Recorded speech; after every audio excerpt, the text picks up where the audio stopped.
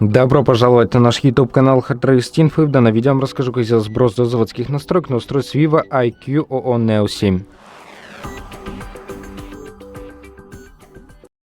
Для этого зайдемте в приложение настройки, выберем тут пункт управления системой, сбросить, удалить все данные, нажмемте очистить, впишем наш пароль, если у нас есть.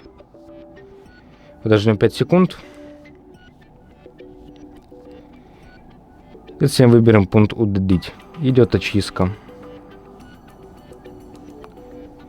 И подождем, пока наше устройство перезагрузится. И как можете заметить, данное устройство было сброшено до заводских настроек.